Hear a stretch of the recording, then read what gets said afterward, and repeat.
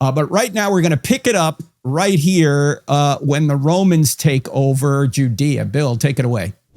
Right. So 63 BC, the general Pompey, he's up around the Black Sea. He gets word there's a civil war between the Pharisees and Sadducees, and the Pharisees help Pompey defeat the Sadducees, who control the Temple Mount, and they're political Jews. They don't believe in miracles or prophecies or resurrection. And Pompey goes into the temple and sees it and turns around and tells his men, don't touch this place, right? Because they're used to looting places. And but from that point on, 63 BC, Judea is a Roman province, and Pompey gets into a war with Persia. And this begins a 700-year war between Rome and Persia, the two big superpowers. This is like the Cold War, right? The U.S. and the USSR. This is the Byzantine, the Roman West, and the Persian East.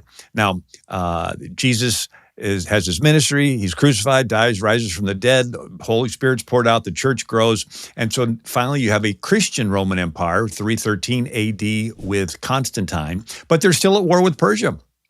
And they beat each other up so much that in the 600s, they massacre each other and destroy almost every single church. The Persians destroy every single church in the Holy Land except one in Bethlehem because they had a picture of the Magi on the wall, right? And they left a power vacuum. And so into that power vacuum came Islam. And so Muhammad, as I said in another broadcast, was born in 570 AD. His father dies before he's born. His mother dies when he's 6. His grandfather, guardian, dies when he's 8, and he's orphaned, taken in by an uncle, 𝗦𝗨𝗣𝗣𝗣𝗑. He's a merchant, takes him on camel rides, and he goes to different cities, hears about different religions. He goes to the Persian cities, and he hears about the Zoroastrian religion that they had, where they believed that paradise was filled full of virgins and would fulfill all the guy's desires, a sensual paradise. And Muhammad likes that. And then Muhammad goes with his uncle to Jewish cities, and he hears about them bowing toward Jerusalem. So Muhammad and his followers bowing toward Jerusalem. And then he goes to pagan cities like Mecca, and they had a square building with a Kaaba with 360 different pagan gods. The most popular was 𝗦𝗢𝗣𝗣𝗅, the moon god, and they had this rock they thought had fallen from the moon. It was a glass impact rock where a rock, meteor hit the hot desert sand. And these pagans kissed it, and Muhammad incorporated that into his belief system. And then even Encyclopedia Britannica says the gospel was made known to Muhammad through apocryphal and heretical sources. So Muhammad thought the Trinity was the Father, Mary, and Jesus. He feels like there's something. He's illiterate. He could never read and write. The word Quran means recitation. It's an oral thing.